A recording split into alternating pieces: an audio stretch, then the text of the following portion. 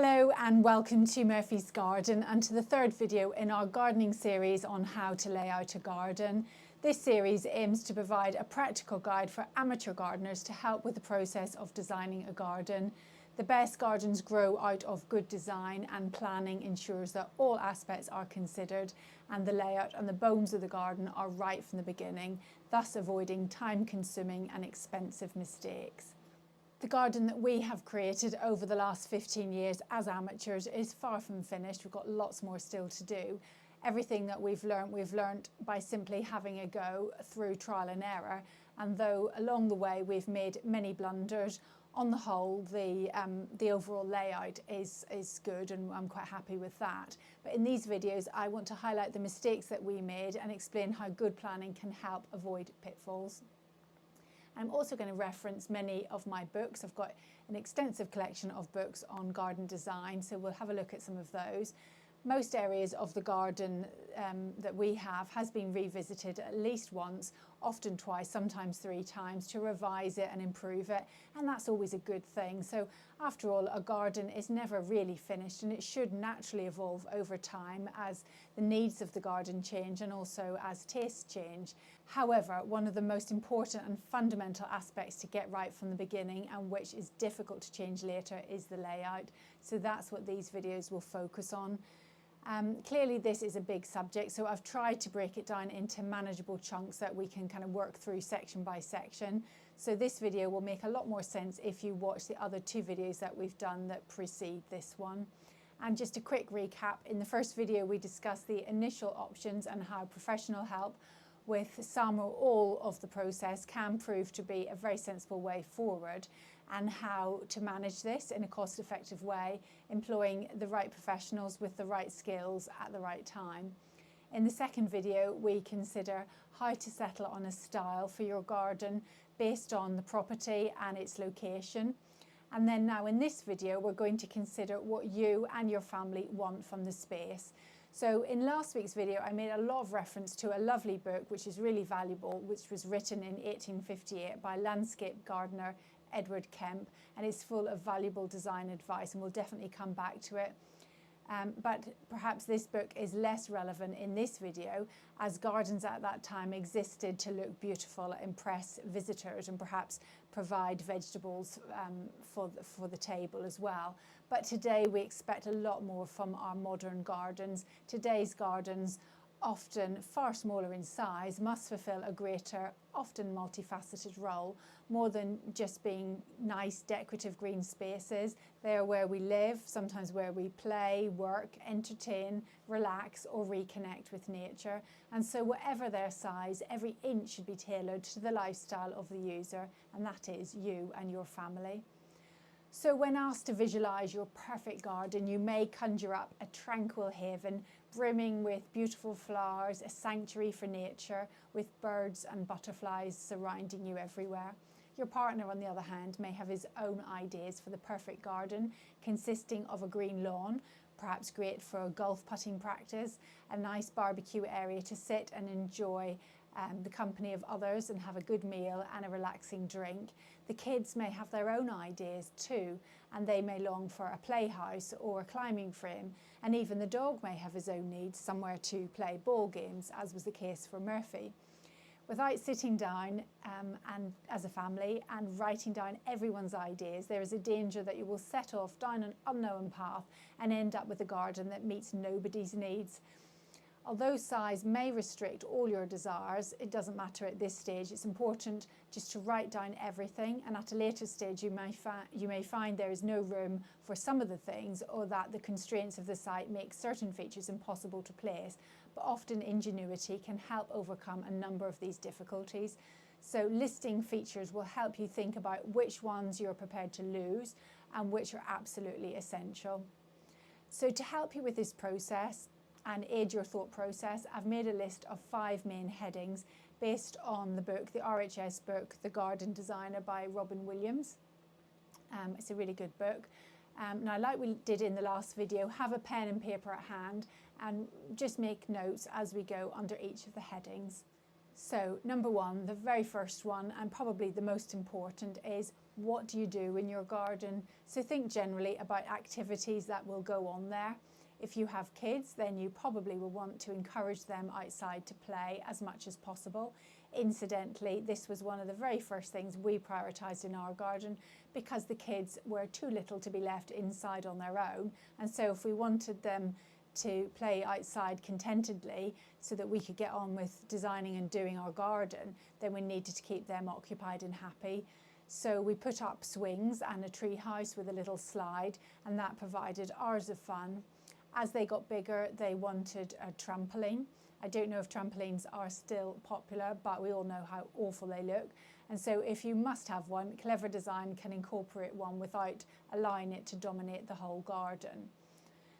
Most people will probably want somewhere to sit and enjoy an outdoor meal, perhaps a barbecue.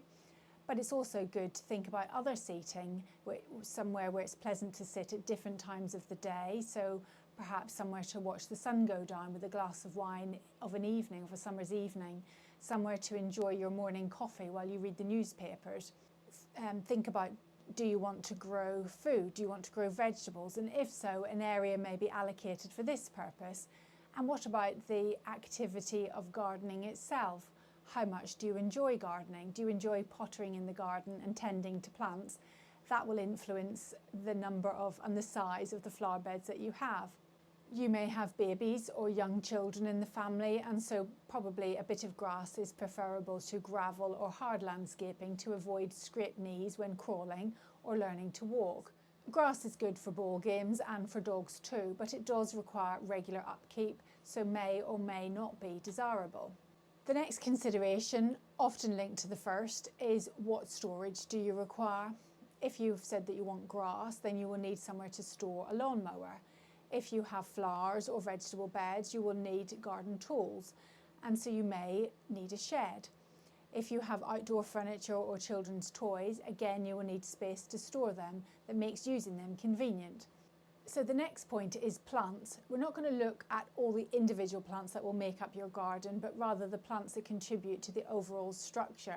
However, in this point, consider if there are any particular plants that you want to include.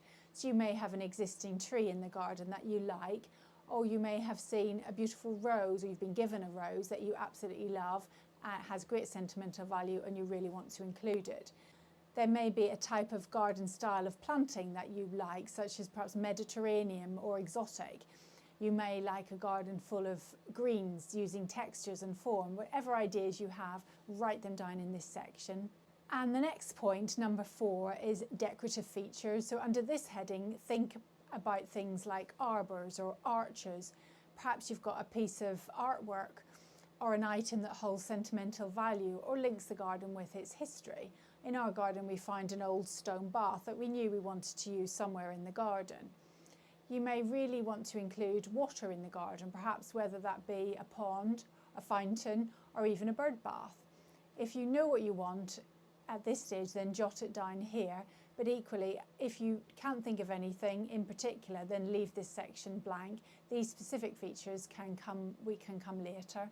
Number 5 are the materials and textures. So after last week's video, you may have settled on a preference for the materials that you would like to include in the hard landscaping of your garden, based on your house and its location.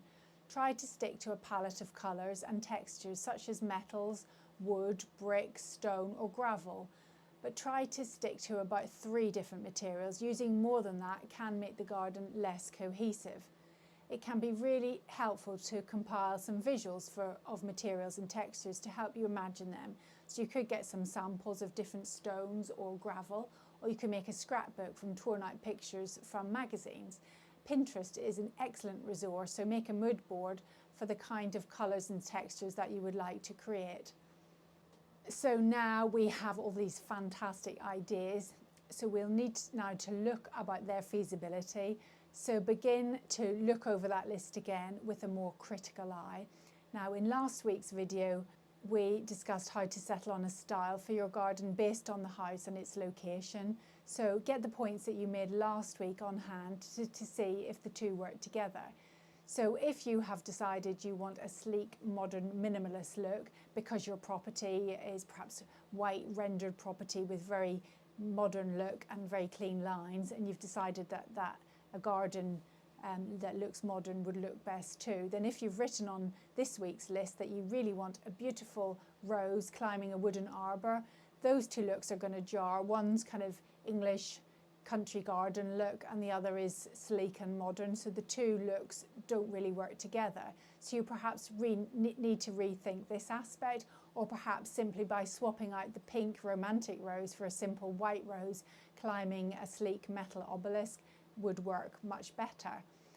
Based on the aspect of your garden as identified in last week's video, you may come to realise that the Mediterranean garden that you wanted with lavender and an olive tree will not work, because if your garden is in full shade, then these plants just will not thrive, so do not plant them, but rather a garden which uses various tones of green and maximises texture and form, it will instead look absolutely amazing.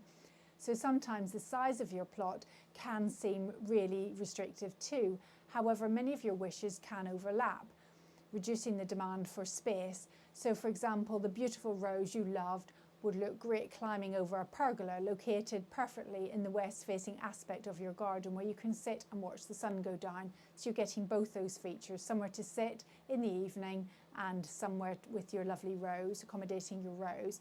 That trampoline that the kids wanted could be sunk into the ground, avoiding the ugliness that so you don't have to look at it. And then once the children no longer use it, you could line that hole with pond liner and make it into a pond. That way you get the features that you want, but perhaps over a longer period of time. That piece of grass used by the children could double up for putting practice for the keen gardener in your family. You may not have room for a designated vegetable garden, but vegetables look absolutely great growing alongside flowers in the garden. Olivia did this in her Tatton flower show, and vegetables look absolutely beautiful, so why not incorporate them into the beds if you have no room? And if you've got no room for a separate children's play area, then involve them in the main garden by having perhaps a child height raised border where they can get their hands in the soil, and you can get them planting little seeds and get them really involved in gardening from a young age and ignite that passion in them from a young age. People often say that they want a nature garden. You hear this all the time, want a nature garden, somewhere that attracts birds and insects to the garden, and who doesn't want that? But I want to dispel the myth that nature requires its own designated special place, when it really doesn't. Quite the contrary. A garden including natural boundaries filled with a variety of flowers and shrubs will always attract wildlife, and so you can enjoy being submerged in nature alongside the birds and the bees. You don't need to have two separate spaces.